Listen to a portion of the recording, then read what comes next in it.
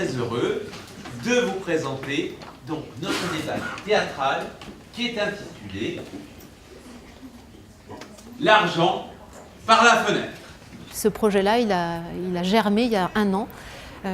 Il est parti en fait d'un constat très simple, c'est que nous accordons des aides individuelles auprès de nos publics retraités et on a plus de 50% de nos aides individuelles qui sont des aides au logement et à l'énergie. Aujourd'hui, AG2R, la mondiale Réunica, représente 25% de l'ensemble des retraités en France et donc confronté, entre autres en Bourgogne-Franche-Comté, à ce type de difficultés. Et tout ceci nous remonte par, bien sûr, notre équipe Action sociale, dont différents délégués sont sur le territoire, et par-delà des dossiers individuels qui, bien souvent, portent sur ce problème énergétique. Nos aides, elles sont financières, mais elles doivent rester ponctuelles et exceptionnelles. Et par conséquent, on voit bien la difficulté de comment on accompagne nos publics au travers d'autres réponses à apporter qu'une aide financière. Elle peut être utile, mais comment finalement agir d'une autre façon. On va se poser ensemble la question cet après-midi de savoir comment on peut répondre à l'appel de ces gens qui n'ont pas un accès régulier et normal aux sources d'énergie pour satisfaire leurs besoins primaires. En fait, tout a commencé le jour où ma chaudière a rendu l'âme.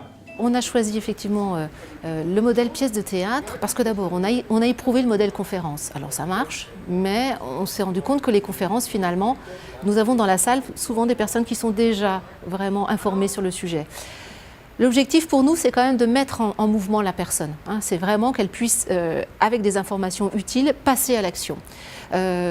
Pouvoir sensibiliser sur une thématique donnée. Alors aujourd'hui c'est de l'énergie, mais on pourrait travailler cela sur d'autres thématiques, un peu de la même façon, c'est de se dire, plutôt que d'arriver au spectacle, de s'asseoir et d'être statique et immobile, c'est de se dire, bien, amenons un questionnement chez le spectateur, qu'il puisse participer aux réponses pendant la pièce de théâtre, c'est déjà le mettre en mouvement. Alors vous devenez Simon, le voisin qui a travaillé dans le bâtiment et qui vient voir François. C'est parti, donc c'est la deuxième intervention. L'idée première, c'est, à la fin de cette pièce de théâtre, c'est de donner envie aux personnes de pouvoir aller plus loin, trouver les bons interlocuteurs et de se mettre en mouvement.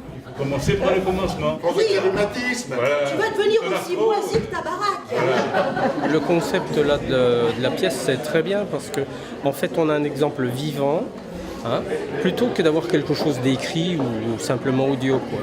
Ça donne plus, on voit plus les réactions. Ça me paraît intéressant, oui, c'est peut-être plus dynamique que si on était resté passive sur notre fauteuil. Le concept m'a bien plu parce qu'il est participatif, ludique. C'est comme quelque chose dans le spectacle qui a su déclencher l'envie des spectateurs de devenir acteurs. Et ça, c'est gagné. Bonjour madame, comment vous appelez-vous? Agnès. Agnès, alors vous voulez intervenir à quel moment?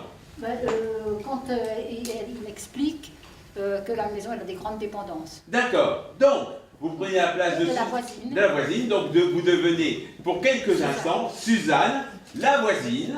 La thématique de la précarité énergétique et l'énergie en général liée à l'habitat, c'est vraiment quelque chose de, on va dire, central. La précarité, ça ne concernera pas tout le monde. La définition, c'est quand on dépense plus de 10% de ses revenus, tout revenu, à l'énergie, toute énergie confondue. Donc c'est une certaine catégorie. Après, par contre, l'énergie dans l'habitat, c'est à peu près tout le monde. Du coup, vu qu'il y a des choses possibles à faire pour maîtriser cette consommation, consommer mieux, etc., c'est intéressant de sensibiliser les gens là-dessus.